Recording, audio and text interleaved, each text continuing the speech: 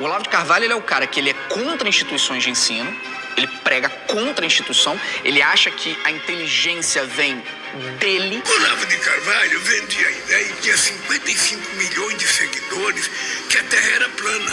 Então esse tipo de gente governou o país, cara. Inclusive, gente, Olavo de Carvalho, existe pessoa mais pirada na face da Terra que Olavo de Carvalho. Quando você vai ver o olavismo, né, que é o Olavo de Carvalho, ele tem toda essa lógica de negacionismo. Ele, o senhor que abriu as portas do inferno no Brasil, o guru do Bolsonaro, senhoras e senhores, Olavo de Carvalho. Eu não considero o Olavo de Carvalho uma pessoa inteligente. Eu nunca li um livro do Olavo, primeiro porque eu não me odeio. Claro, aquele escroto, aquele Olavo do caralho lá. Tá. É, que bom, festejei tanto a morte dele. Muito.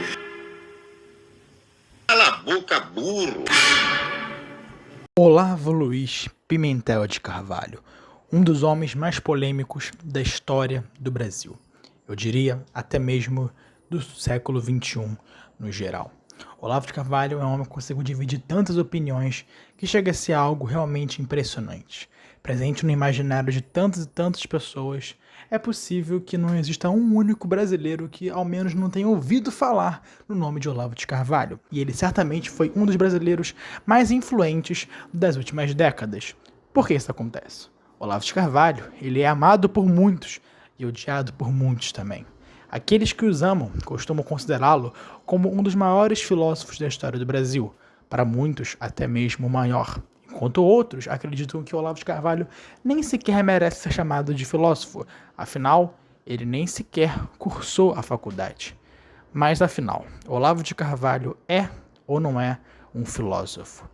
É isso que nós discutiremos no vídeo de hoje. Mas antes de tudo, peço para que você compartilhe esse vídeo, deixe seu like e se inscreva no canal. E claro, também deixe a sua opinião aí nos comentários sobre o que você acha acerca do Olavo de Carvalho. Bem, primeiramente nós temos que entender qual é o cerne de toda a discussão. Olavo de Carvalho, como eu falei, ele é extremamente influente. Ele mudou a vida de milhares de pessoas.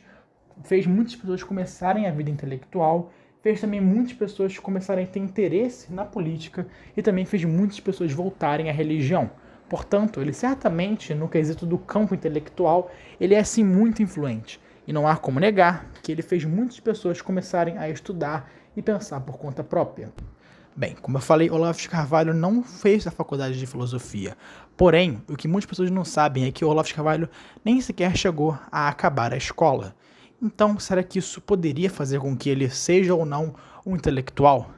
Bem, você já ouviu falar de Sócrates, considerado por muitos como o maior pensador da história da humanidade? Pois é, Sócrates nasceu em uma família pobre e em Atenas, a cidade onde ele nasceu na época, era um lugar onde apenas as famílias mais ricas recebiam educação. Portanto, Sócrates nunca recebeu educação básica. Porém, isso não impediu ele de se tornar um dos maiores filósofos da história da humanidade. E creio eu que não exista uma única pessoa no mundo que negue que Sócrates foi um grande intelectual. Podemos pegar aqui outros exemplos. Se não basta para você que Olavo de Carvalho não teve a educação formal na escola e dizer, mas ele também não cursou filosofia. Bem, caso você não saiba, Sócrates também não fez faculdade. Afinal, na época dele nem tinha isso. E junto com ele, também temos Platão e Aristóteles. Os três maiores filósofos da humanidade, nenhum deles fez faculdade. E isso impediu eles de se tornarem grandes filósofos? É claro que não. Você pode até falar, mas a faculdade é o caminho para você se tornar um pensador. É a direção para você se tornar um grande intelectual. Bem, será mesmo? Olha, as universidades no geral, elas nos últimos anos, nos últimos séculos, não têm entregue verdadeiramente uma vida intelectual. Porque a educação formal mesmo, uma educação universitária, começou, caso você não saiba, na Idade Média. E olha que curioso, os maiores inimigos do professor Olavo de Carvalho, eles são completamente anti-medievalistas. E eles vivem afirmando que Olavo de Carvalho não fez a faculdade, portanto ele não é do meio acadêmico e que só a academia sabe das coisas. Bem, vocês que atacam tanto a Idade Média e, ao mesmo tempo, defendem tanto as universidades e a academia, caso vocês não saibam, as universidades foram criadas na Idade Média e pela Igreja Católica. Bem, seguindo aqui, certamente a universidade né? O mundo acadêmico teve seu auge no período medieval, com a escolástica. Só que após o fim dela, também tiveram outras grandes universidades, como, por exemplo, a Universidade Alemã e Austríaca da primeira metade do século XX. Esses, sim, foram grandes exemplos de instituições de educação, que verdadeiramente formavam grandes intelectuais.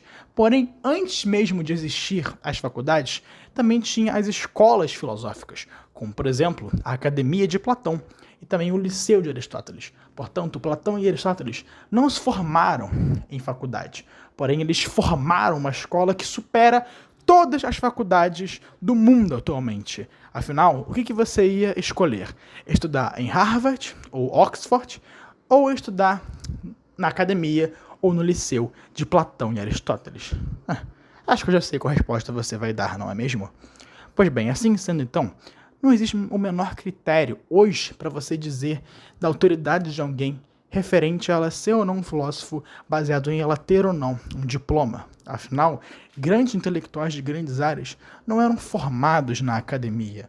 Um exemplo que eu posso dar aqui, inclusive de um pensador que o Olavo não gostava, era Nietzsche. Nietzsche, caso você não saiba, nunca se formou em filosofia. Nietzsche era um filólogo e também ele tinha formação no estudo das ciências religiosas, porém ele nunca fez faculdade de filosofia. E Nietzsche, essa galerinha anti-Olavo, geralmente é fã do Nietzsche. Então, o mesmo argumento que vocês usam contra o professor Olavo, vocês deviam sim usar contra o Nietzsche, não é mesmo? Assim, então, sendo, isso é uma visão muito elitista, você acreditar que uma pessoa só pode ser filósofa se ela fez academia. Até porque a filosofia não depende de um pedaço de papel, ou seja, do diploma. Ela depende do caminho que a pessoa vai escolher tomar na busca da verdade. Isso sim é um filósofo. Amor à sabedoria, amor à verdade, buscar se instruir e entender a essência do universo por conta própria. É claro que a academia, que as universidades vão te ajudar. Não as de hoje só vão te atrapalhar. Mas as verdadeiras universidades, que são as medievais, a alemã, a austríaca, a Academia de Platão, o Liceu de Aristóteles, isso sim eram instituições que te ajudavam na vida intelectual. As de hoje só atrapalham. Inclusive, eu vou falar aqui uma coisa que o próprio professor Olavo de Carvalho dizia. A USP, considerada a melhor faculdade da América Latina, nunca formou um único filósofo. Sabe por quê? Porque tem uma grande diferença entre um bacharel de filosofia e um filósofo de verdade. Um bacharel ou um licenciado em filosofia, no máximo das hipóteses, conhece o que os outros filósofos pensaram. Mas como o próprio São Tomás de Aquino disse, filosofia não é o estudo do que os outros pensam, mas o estudo da verdade por trás das coisas. Portanto, você ser um filósofo não é você ser um erudito em filosofia, não é você saber o que os outros pensaram, não é você ler todos os livros de todos os filósofos. Você é um filósofo, é você buscar entender a essência por trás do mundo, é você buscar a verdade a todo custo, é você ser um verdadeiro intelectual. E isso eu posso garantir que o professor Olavo de Carvalho era. Porque por mais que ele não tenha feito a faculdade, por mais que ele não tenha tido a educação formal e tradicional, ele buscou se instruir nos clássicos e nos grandes pensadores da história da humanidade. Desde os seus 15 anos de idade, Olavo de Carvalho começou a estudar veementemente filosofia, religião comparada, psicologia, política e literatura. E com o tempo foi lendo cada vez mais e mais pensadores. E uma coisa que ele indicava era que desde que você fosse bem jovem, você formasse as perguntas que você quer responder. Porque uma coisa que ele me ensinou foi que você não deve buscar se instruir, você não deve buscar estudar só para obter cultura, só para você obter conhecimento, mas também para você conseguir as respostas das perguntas que são importantes para a sua vida. Portanto, uma coisa que o Olavo fez desde que ele era adolescente foi escrever as perguntas que ele queria ter na sua vida. Ele queria obter as respostas das perguntas porque isso era importante para ele. E ele buscou estudar em Sócrates, em Platão, em Aristóteles, Santo Agostinho, São Boaventura, São Tomás de Aquino, Duns Scoto, Shakespeare, Dante, Dostoiévski, Homero, Goethe, Eric Voegelin, Viktor Frankl, Mises.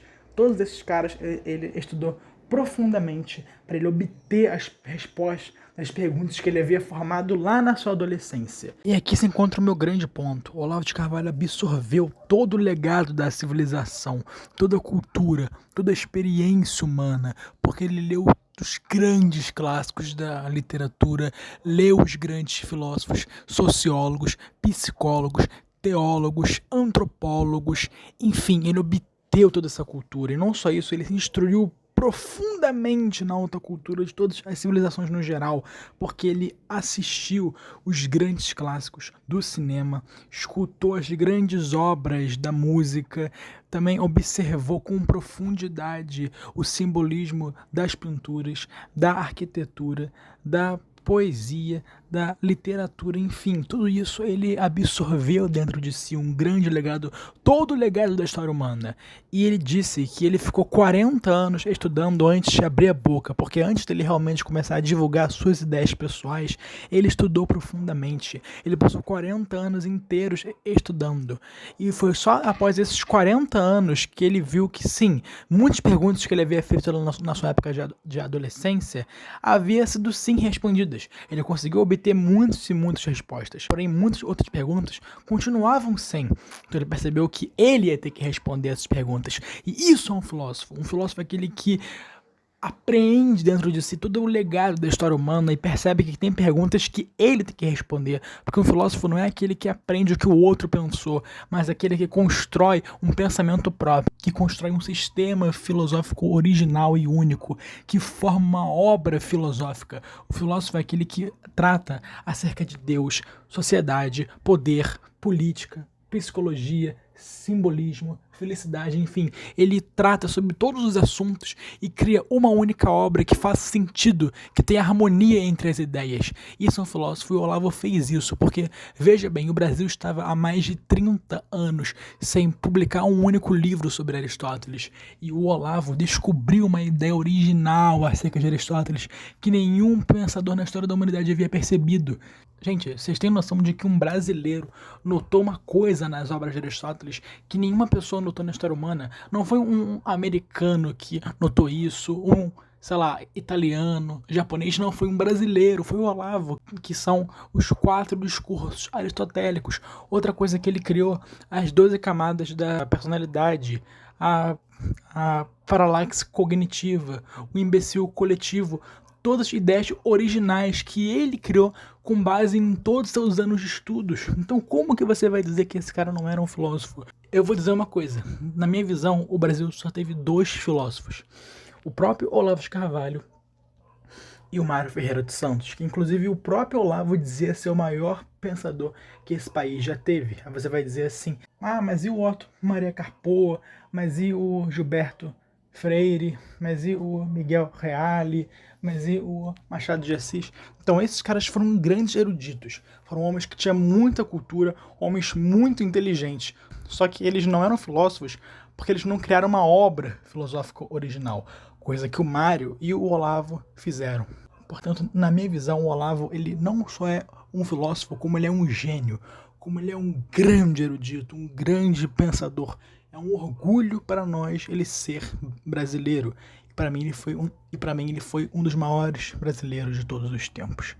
E essa é a minha opinião sobre o professor Olavo de Carvalho. Eu já aprendi muito com ele e só tendo a aprender ainda mais. Obrigado, pessoal. Esse foi o vídeo de hoje. Espero que vocês tenham gostado. Até o próximo vídeo. Tamo junto.